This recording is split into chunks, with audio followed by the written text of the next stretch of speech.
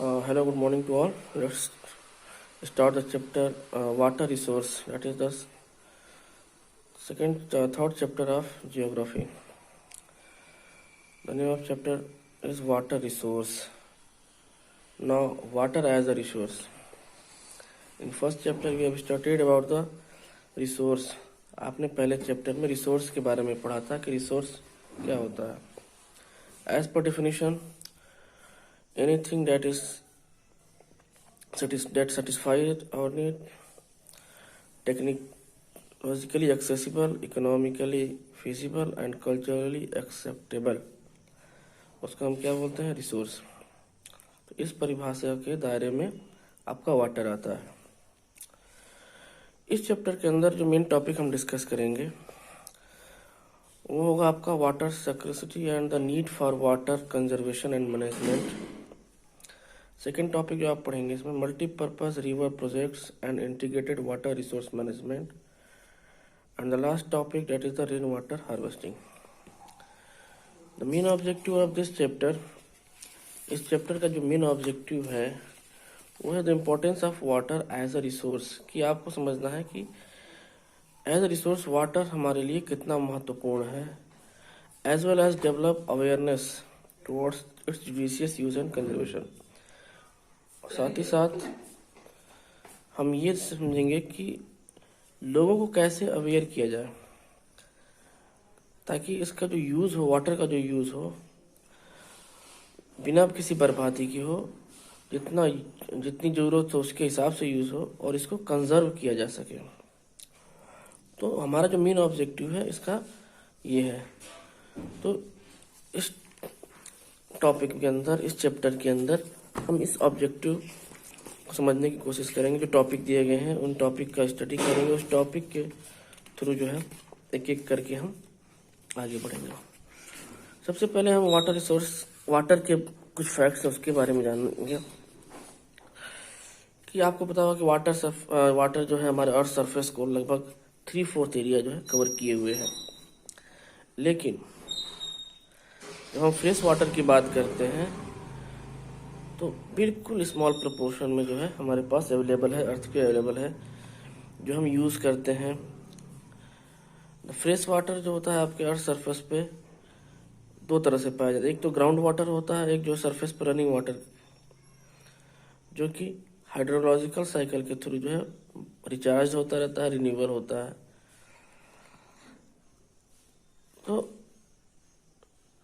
अब हमें देखना है कि जो वाटर का जो हम यूज़ करते हैं क्या हम इस तरह से यूज़ कर लेते हैं कि वो जो जितना हम यूज़ कर रहे हैं वाटर रिन्यू हो पा रहा है या नहीं हो पा रहा है. या फिर थर्ड फोर्थ लगभग 71% वाटर होते हुए भी क्या हम ये कह सकते हैं कि हमारे पास वाटर की स्कैर्सिटी नहीं है या वाटर की स्कैर्सिटी है. चलिए हम आगे देखते हैं water some facts and figure. कुछ उसके फिगर्स के बारे में जानेंगे, फैक्ट के बारे में. 96.5% of the total volume of world's water is estimated to exist as a ocean.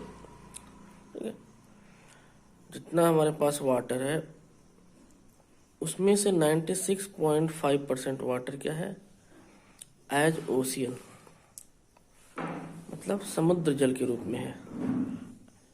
और केवल 2.5% water as a fresh water, मतलब केवल 71% जो हमारे पास पानी था, जितना पानी है उसका 96.5% जो है वो क्या है? In the form of ocean. And जिसे हम पी नहीं सकते, जो कि जो है साल्टी होता है, खारा होता है. और फ्रेश वाटर जो हम यूज़ करते हैं वो केवल 2.5. अब इस 2.5% जो फ्रेश वाटर है उसमें से 70%, लगभग 70% जो फ्रेश वाटर है वो आइस शीट या ग्लेशियर के फॉर्म में है, जो कि अंटार्कटिका पे या ग्रीनलैंड में या माउंटेन्स रीजन पे पाए जाते हैं. 2.5% था, उसका फिर 70%, 2.5 का 70% जो है वो in the form of ice sheet या फिर ग्लेशियर, जिसे हम डायरेक्ट यूज नहीं कर सकते. ना while a little less than 30%, और केवल 2.5% जो जितना वाटर होता है उसका 30% ही वाटर जो है जो कि ग्राउंड वाटर के रूप में पाया जाता है, जिसे हम यूज़ करते हैं. India received nearly 4% of the global precipitation and ranked 133 in the world in terms of water availability per person per annum. दुनिया में वर्ल्ड में जितना प्रेसिपिटेशन होता है, भारत के अंदर उसका केवल 4% होता है। और अगर हम पर पर्सन वाटर की अवेलेबिलिटी देखें पर एनम के हिसाब से, तो हमारा जो रैंक आता है वो 133 आता है। ना जो वाटर रिचार्ज होता है, आपने देखा होगा, वो इवापोरेशन होता है, फिर जो है बादल बनता है, फिर कंडेंसेशन होकर, इस तरह से जो साइकिल चलता है वाटर का, उसके थ्रू जो वाटर रिचार्ज होता है वो अगर हम एरिया में देखें तो वो जो है 1897 square kilometre, 1897 square kilometre per annum जो है वाटर रिचार्ज होता है, रिन्यू होता है। और the UN world water development के 2003 की रिपोर्ट के अनुसार बाय 2025 मतलब 2025 तक, मतलब आज के 5 साल बाद, it is predicted that the large part of India will join countries or regions having absolute water scarcity, कि भारत का बहुत बड़ा क्षेत्र होगा ऐसा जहाँ पे पानी की कमी होगी। और आप ऐसे भी न्यूज़ में देखते होंगे कि गर्मियों के दिनों में महाराष्ट्र के बहुत सारे एरियाज़ हैं, चेन्नई में बहुत सारे ऐसे एरियाज़ हैं जहाँ पे जो है वाटर की कमी हो जाती है, स्कैर्सिटी हो जाती है। तो यहाँ तक हमने देख लिया फैक्ट के बारे में कि इतना वाटर अवेलेबल होने के बाद भी जो फ्रेश वाटर है, जो पीने का पानी है हमारे पास, वो बहुत ही कम, इसकी परसेंटेज बहुत ही कम है। तो हम समझ सकते हैं कि निश्चित रूप से जिस तरह से पॉपुलेशन बढ़ा हुआ है और डिस्ट्रीब्यूशन ऑफ वाटर जो है हर जगह बराबर नहीं है, तो वाटर स्कैर्सिटी निश्चित रूप से कहीं ना कहीं होगी। और फिर ज़रूरत पड़ेगी हमें वाटर को कंजर्व करने की, बचाने की, उसको मैनेजमेंट करने की, ताकि पानी ज़्यादा से ज़्यादा लोगों तक अवेलेबल हो, सबके पास अवेलेबल हो।